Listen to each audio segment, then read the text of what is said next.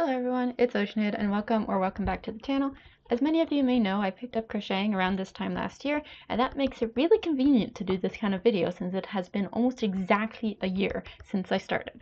While most of the items I've crocheted have either been sold, given away, or are intended to be sold or given away, there are of course some things that I've kept for myself either on purpose or because I don't feel comfortable giving it to others due to, for example, doing the wrong stitch for 10 rows. More on that later. I also want to casually remind everyone, or anyone rather, who can talk to me in person, that I do take commissions. So if there is something you want crocheted for yourself, for a friend, or anyone else, feel free to chat. My DMs are of course open. Now, there are going to be 3 categories in this video, starting with wearables, then other practical items, then just some fun items that I've made for myself. All of the patterns will be linked in the description, and I will state the name of the designer every time I mention a pattern. First off, the wearables. Obviously, I'm currently wearing one. This is my gray Pico bandana, and alongside it, I have a blue scallop bandana. Both of these are made with medium 4 cotton yarn, and their patterns were both made by Passionate Kelsey. I also have a orange bandana, which I don't have here, but I'll link or put a picture of it on the screen. And this was made with a cotton silk viscose blend in DK weight. It's slightly bigger than my cotton bandanas, which is actually really nice for windy autumn days. I don't wear hats, I don't like them very much, so bandanas it is. And the pattern is by Rachel Weiss. I hope I am saying all of the names right. If I don't, my bad. I wear my bandanas almost every day, so I match them as well as I can with my shirt. And honestly, while I'm not a huge fashion person, it is quite fun. Next, this lanyard is a DK weight milk cotton blend yarn. And as a university student, it is super useful in holding my residence keys and student card. This is one of the pieces that I can't sell because it has a few thoughtless errors. I can't seem to find one right this moment, of course. Oh, here. So you can see how it bumps out differently than the ones next to it.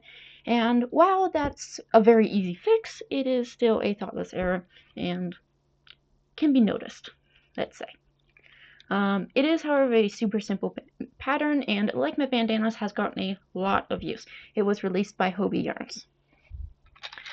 Finally, I made a pair of dragon scale gloves from an acrylic worsted weight yarn, and it has sparkles, which is super fun.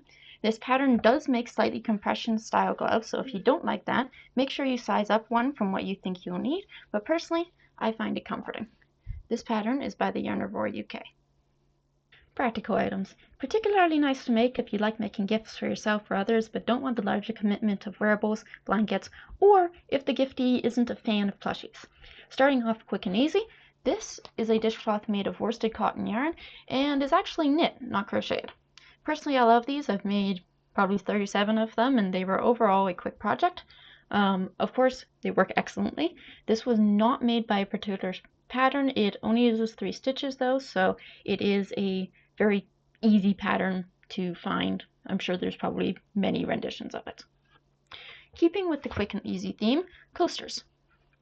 Again, this is made from a worsted cotton yarn and probably takes me about 20 minutes to make one. This pattern is by Bella Coco. If you haven't guessed yet, cotton is my favorite material, and it's super good for anything that you expect will get wet often, like dishcloths, or things that you'll wear, like bandanas or tops, because it's very breathable. I've made 2 different types of pouches.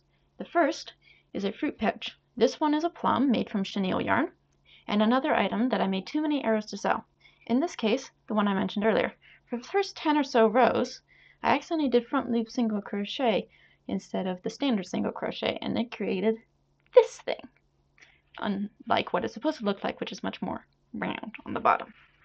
While it works perfectly fine as my tech pouch, this is not what was intended, so I'm keeping it.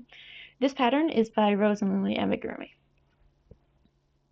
The second is this dragon scale pouch. In particular, this one holds stitch markers. It's nice and small, perfect size, and is another item that was made from the milk cotton. This is definitely a more complex project at first since it uses crocodile stitch, but now that I've learned it, I find that it's a good mindless pattern. And I've probably made at least 8 of these so far. This pattern is made by Cindy DeVries. Again, I hope I'm saying that correctly. Now, again, I don't have this one with me, but I made the bouquet blanket pattern using worsted acrylic yarn. And while mine is pretty small overall, it works great as a lap blanket. I used a pattern, I didn't really use a pattern for the center, and it used about 2.5 skeins of the Bernat Premium for reference. If you want a bigger blanket, obviously use more yarn. But for the flowers and edging, I used a pattern by Mina Crochet. Finally, a bookcase made out of a worsted acrylic. There's not really any necessary reason to have one of these, but if you carry paperback books around a lot and don't have any other case for them, this will protect the pages, especially in the corner, that's the wrong corner, this corner, in the corners here. This bit sticks out a little because I made an error on this one, but obviously the bottom corners are nice and protected in here.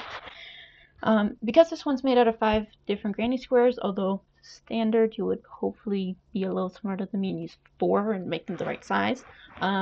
You can add lots of different colors to this, as many as you have rows, or even more if you use a variegated yarn. Yeah, you can add extra details to it. I'm still debating if I want to add any to mine, but if I do, this will almost certainly feature again in next year's What I Made This Year video. I did not actually use any particular pattern for this, given it's just 5 granny squares and then they're slip stitched together, but I'm sure that there are patterns online if you need the detailed instructions. Last category, the fun category. There's only 2 items in this category, and the first is a sloth keychain that I keep attached to my backpack. This was the first one I made, and is the reason I found out I needed a slightly smaller hook for the yarn in terms of making these, given especially how small they are. This one is made out of blanket yarn, though I'm sure you could use chenille absolutely no problem. Just, of course, make sure that your hook is matching to the yarn size and type. This pattern was made by Hooks and Healers. Absolutely adorable. And last, but certainly not least, my version of Anchored the Octopus. Again, I don't have this one here with me, but this was made out of blanket yarn that was gifted for my birthday, and I personally think he's absolutely adorable and is definitely the biggest amigurumi item I've crocheted so far. The pattern was, of course, made by Humble Child Co. Assuming I haven't forgotten anything, that is all of the items I've made for myself this year, whether on purpose or by accident. That's all for today, so wherever and whenever you are, I hope you are having an amazing rest of your day or night. Thank you for watching.